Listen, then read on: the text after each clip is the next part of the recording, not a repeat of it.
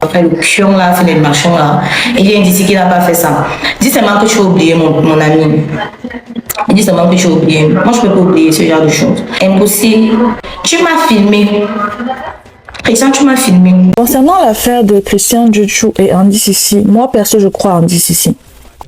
Mais je fais cette vidéo plus pour réagir aux commentaires des gens face à cette situation, face à cette vidéo.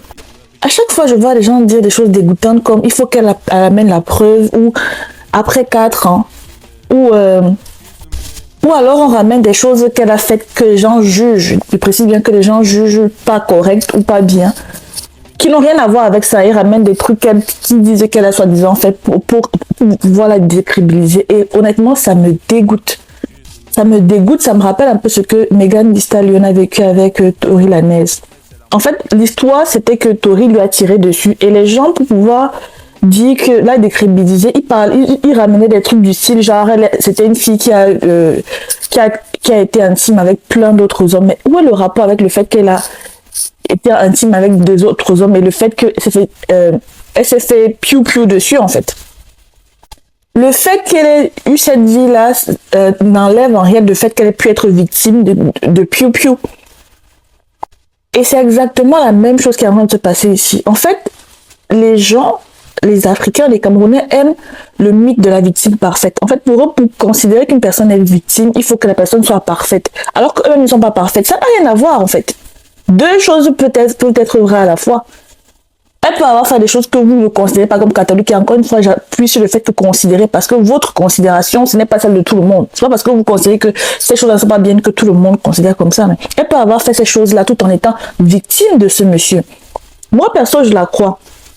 Et puis, il y a autre chose aussi que je ne sais pas si vous tenez ça encore, mais c'est la dissociation. Souvent, les victimes d'abus, les victimes de tout genre sont souvent victimes de dissociation. Et particulièrement, les victimes d'abus S. Je ne vais pas dire le mot ici parce que bon, des restrictions. Je ne vais pas dire le mot ici, mais les victimes de violets, les victimes d'abus qui ont très haut V en fait, d'abus S, ont tendance à se dissocier. C'est-à-dire que leur corps est sur place, mais le cerveau freeze. Parce qu'ils sont dans une situation de fight or flight. En anglais, on dit fight or flight. Je ne sais pas comment on dit ça en français, mais c'est une situation où ton cerveau freeze. Tu es en mode, tu ne sais pas s'il faut te combattre ou bien t'évaporer ou fuir.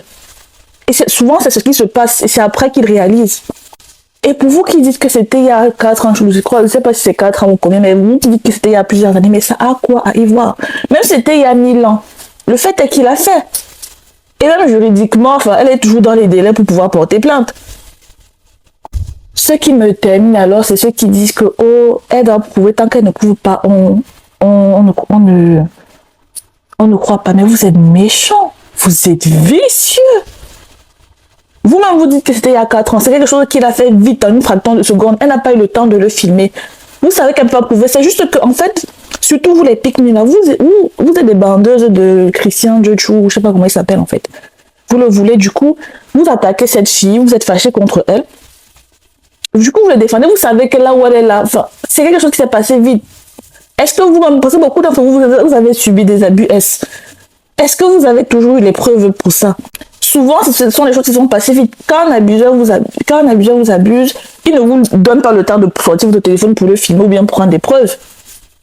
Ça, c'est quoi ça en fait? Tellement vous adulez les gens, du coup, vous refusez de croire, vous voulez absolument défendre l'indéfendable juste pour défendre. Vous me dégoûtez et j'espère que dans vos vies, vous allez subir des choses comme ça où vous n'avez eu aucune preuve en fait pour vous défendre. Et puis les gens vous disent, prouve d'abord qu'on te croit. C'est surtout les femmes qui me dégoûtent. Et c'est pour ça que moi, je suis pas pro pour toutes les femmes. Hein. Moi, je suis pas pro, je suis seulement pour les femmes, libérer les femmes qui sont des girls. Les piques, là, je m'en fous de vous, je vous souhaite le pire.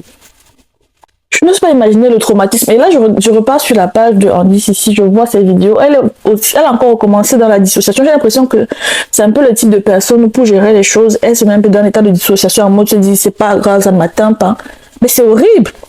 Tu viens un truc comme ça, là, tu viens dire, et puis les gens t'invalident. J'aurais pu au moins comprendre que vous lui accordiez le bénéfice du doute, que vous disiez, vous passez dans une position neutre en disant, on ne sait pas vu qu'on n'a pas été là. J'aurais dit, ok, c'est autre chose. Mais que vous dites absolument que non, on ne croit pas parce qu'on apprécie l'autre, vous me dégoûtez en fait. Et c'est exactement pour ça que la situation des droits des femmes n'évolue pas en Afrique. Parce que les femmes elles-mêmes agissent les unes contre les autres. Les femmes elles-mêmes sont toujours en train d'attaquer les autres femmes. Vous auriez vu si ça avait été un homme qui était venu faire une accusation comme ça, qu'une femme lui a fait ça. Les autres hommes auraient pris son parti d'un coup. Hein. Il lui aurait accordé, pour eux dans leur tête, ça aurait été qu'il est la victime, qui dit vrai jusqu'à preuve de contraire. C'est comme ça que les hommes réfléchissent. Quand un homme vient dire un truc, leur première réaction c'est de dire que l'homme qui dit la parole de l'homme là est vraie jusqu'à preuve du contraire. Et même quand on leur met la preuve du contraire, il nie toujours. Regardez avec Didi, il y a toujours des hommes qui défendent Didi, qui accusent les victimes que oh c'est ce qu'elle voulait. Il y a toujours des hommes qui défendent R. Kelly. Mais vous, les femmes, dès que vous voyez une femme qui se plaint, vous dites qu'elle est coupable, qu'elle ment jusqu'à preuve du contraire, vous me dégoûtez. Ish.